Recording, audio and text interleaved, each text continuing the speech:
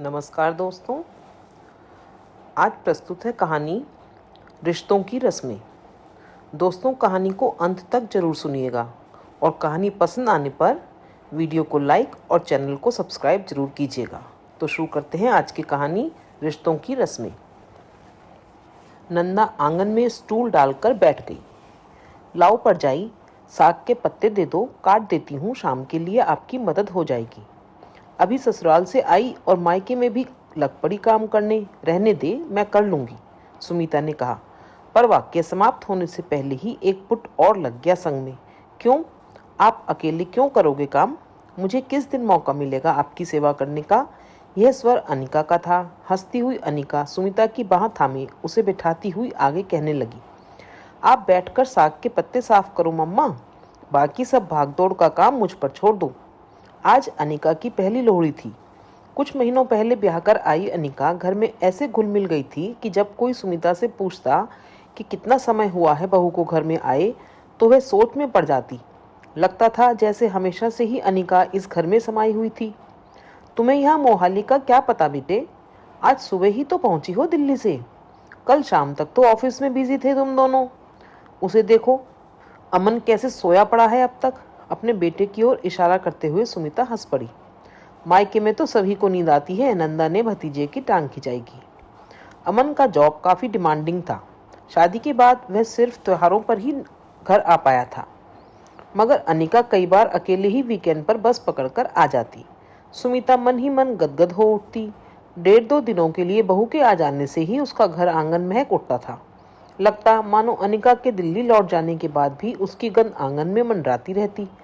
लेकिन साथ ही सुमिता के दिल को आशंका के बादल घेर लेते कि कहीं अमन के मन में शादी के तुरंत बाद अकेले वीकेंड बिताने पर यह विचार न आ जाए कि उसके घरवाले कैसे सेल्फिश हैं, अपना सुख देखते हुए बेटे बहू को एक साथ रहने ही नहीं देते।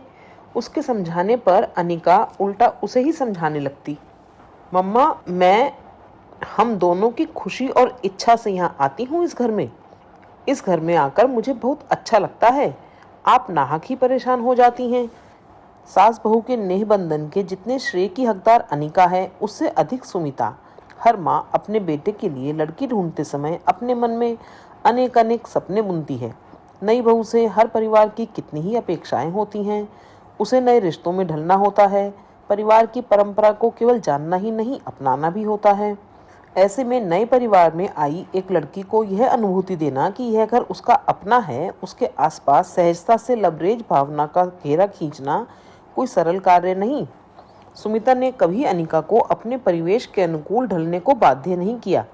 वह तो अनिका स्वयं ही ससुराल में हर वह कार्य करती, हर वह रस्म निभाती जिसकी आशा एक बहू से की जा सकती है।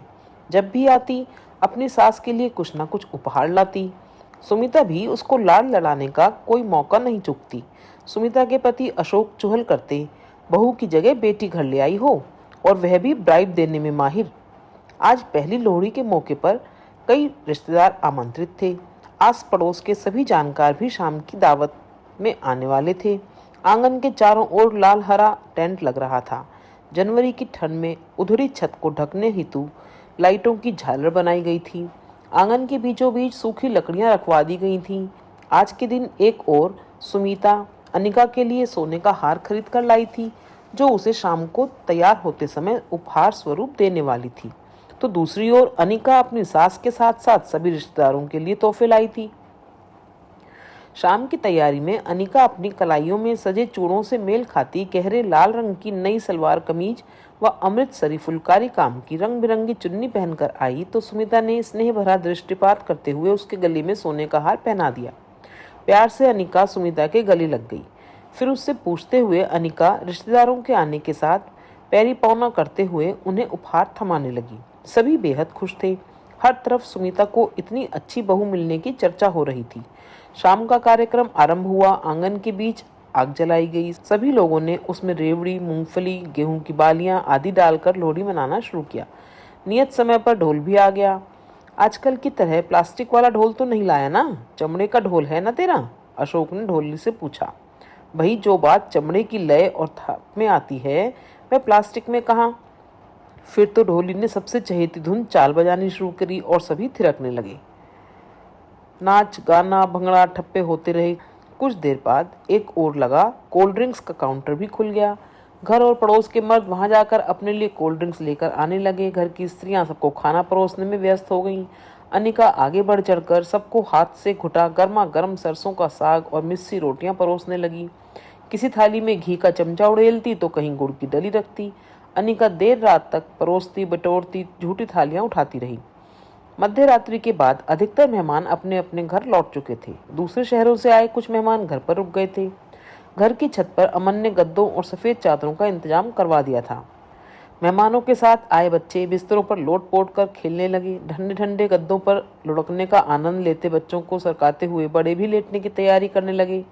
परजाई, मैं आपके पास सोऊंगी। नंदा सुमिता के पास आ लेटी। हाँ आजा, पर बाकी बातें कल करेंगे। अब सोऊंगी, मैं बहुत थक गई हूँ आज। तू तो कुछ दिन रुक कर जाएगी ना। सुमिता थकान के कारण ऊँघने लगी थी। कल अमन और अनिका भी चले जाएंगे। कहते कहते सुमिता सो गई। अगले दिन बाकी बचे मेहमान भी विदा हो गए। दिन की बस से अमन और अनिका भी चले गए। मम्मी, कल से ऑफिस है ना, शाम तक घर पहुंच जाएंगे तो कल की तैयारी करना आसान रहेगा। शाम को हाथ में 3 कप लिए नंदा छत पर आई तो अशोक हंसने लगे। तुझे अब भी शाम की चाय का टाइम याद है? लड़कियां भले ही मायके से विदा होती हैं वीर जी, पर मायका कभी उनके दिल से विदा नहीं होता। नंदा की इस भावनात्मक टिप्पणी पर सुमिता ने उठकर उसे गले लगा लिया।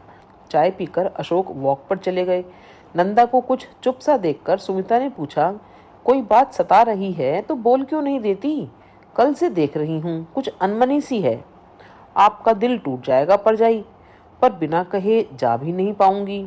आपको तो पता है कि विम्मी की नौकरी लग गई है।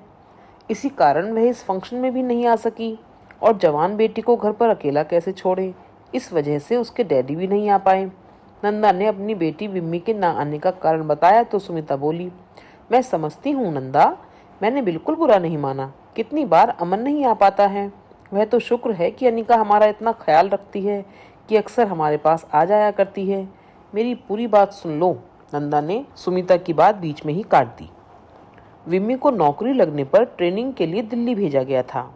कंपनी के गेस्ट हाउस में रहना था। ऑफिस की बस लाती व ले जाती। ऑफिस के पास ही एक आईटी पार्क था। वहाँ और भी कई दफ्तर थे, जिनमें अनिता का भी दफ्तर है। पहली शाम गेस्ट हाउस लौटते समय विम्मी ने देखा कि आपकी बहू अपने सहकर्मियों के साथ सिगरेट का धुआं उड़ा रही है। उसे तो अपनी आंखों पर विश्वास ही नहीं हुआ, परंतु अगली हर शाम उसने यही दृश्य देखा। यहाँ तक कि उसकी पोशाकें भी अजीबोगरीब होती। कभी शॉर्ट्स, कभी स्लिट स्कर्ट तो कभी फैशनेबल टॉप्स पहनती। अब बताओ परजाई, जो लड़की यहाँ हम सबके बीच घर के सारे तौर तरीके मानती है, जैसे कपड़े हमें पसंद हैं वैसे पहनती है, हर रीति रिवाज निभाने में कोई संकोच नहीं करती है, बड़ों का पूरा सम्मान करती है, वह असली जिंदगी में इससे बिल्कुल उलट है। माफ करना परजाई, आपकी बहू को रस्म निभाना तो आता है पर रिश्ते निभाना नहीं। आपकी बहू आपको बेवकूफ़ बना रही है। अब तक धुंधलका होने लगा था। शाम के गहराने के साथ मच्छर भी सिर पर मंडराने लगे थे। सुमिता ने 3 कप उठाए और घर के भीतर चल दी। नंदा भी चुपचाप उसके पीछे हो ली। संवाद के धागे का कोना अब भी उनके बीच लटका हुआ झूल रहा था, लेकिन उसका आखिरी छोर सुमिता को जनवरी की ठंड में भी ऐसे आहत कर रहा था मानो वह जेठ की भरी दोपहरी में नंगे पैर पत्थर से बने आंगन में दौड़ रही हो। नंदा की इन बातों से दोनों के बीच धुआं फैल गया, लेकिन इस धुएं को छांटना भी आवश्यक था। रात का खाना बनाते समय सुमिता ने फिर बात आरंभ की। याद है नंदा, पिछले वर्ष तुम्हारे वीर जी और मैं हॉलिडे मनाने यूरोप गए थे। वह मेरे लिए एक यादगार भ्रमण रहा। इसलिए नहीं कि मैंने यूरोप घूमा, बल्कि इसलिए कि इस ट्रिप ने मुझे जीवन जीने का नया नजरिया सिखाया। हमारे साथ कुछ परिपक्व तो कुछ नवविवाहिता जोड़े भी थे जो अपने हनीमून पर आए थे। पूरा ग्रुप एक साथ एक ही मर्सिडीज बस में घूमता था। हम सब साथ खाते पीते, फोटो खींचवाते। वहाँ बस में दूसरे जोड़ों के आगे पीछे बैठे हुए मैंने एक बात नोट की कि आजकल के दंपति हमारे ज़माने से काफ़ी अलग हैं। आजकल पति पत्नी के बीच हमारे ज़माने जैसा सम्मान का रिश्ता नहीं, बल्कि बराबरी का रिश्ता है। हमारे ज़माने में पति परमेश्वर थे, जबकि आजकल के पति पार्टनर हैं। आज की पत्नी पूरे हक से पति की पीठ पर धौल भी जमा सकती है और लाड़ में आकर उसके गाल पर चपत भी लगा सकती है। इसके लिए उसे एकांत की खोज नहीं होती। वह सारे समाज के सामने भी अपने रिश्ते में उतनी ही उन्मुक्त है जितनी अकेले में। झूठ नहीं कहूंगी नंदा, पहले पहल तो मुझे काफी अजीब लगा यह व्यवहार। अपनी मानसिकता पर इतना गहरा प्रहार मुझे डगमगा गया। पर फिर जब उन लड़कियों से बातचीत होने लगी तो मुझे एहसास हुआ कि आजकल के बच्चों का खुलापन अच्छा ही है।